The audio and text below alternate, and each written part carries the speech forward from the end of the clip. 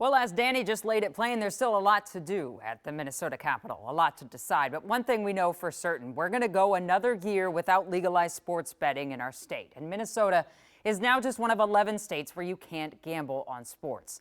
But look around and it's hard to tell because the ads to gamble are everywhere on sport. And a new report that just came out said it's growing concern about gambling is with teenagers. Here's Kent.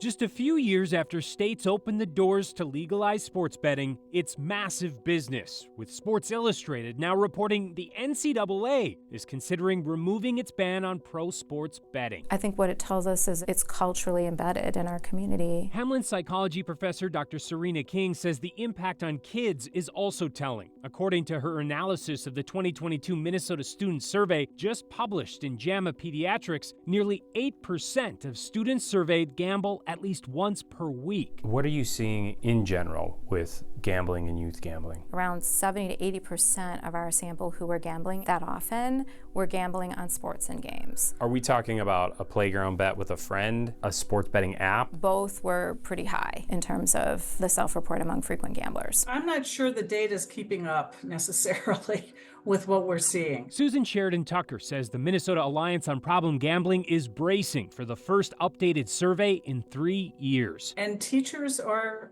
very much acknowledging that they're seeing their students gamble on their phones. It's so accessible. If your child is gambling more than once a week, that should be a red flag. We've normalized gambling, and I think we're not having the conversations around what the risks are. Research last year into those risks among Minnesota adults found that more than 250,000 already identify as problem gamblers, and 56,000 would likely be diagnosed with a gambling addiction. But at the time, there were only 19 state-licensed providers to treat them. I think we're down to 17 providers now. She admits that if the state legalized sports betting, funding for more providers and classroom education would improve, but it would come at a cost. It's a double-edged sword. We put the protections in place for consumers and youth, which I think good conversations have been happening in our state, and I'm really proud of those conversations. But whenever you legalize a product that becomes widely available, people will be exposed, and that includes youth. The incoming data from 2025 will be very useful in informing that conversation. I listened to literally hundreds of recovery stories of people. One of the first questions asked is, when was your first exposure to gambling?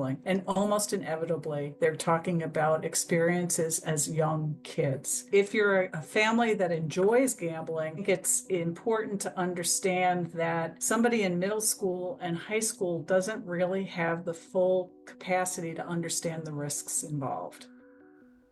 The Minnesota Alliance on Problem Gambling has been advocating for statewide prevention materials in our schools. In the meantime, they do have some resources for parents or families online if you need those right now. Go to our website. We put a link there if it's for you. We'll be right back.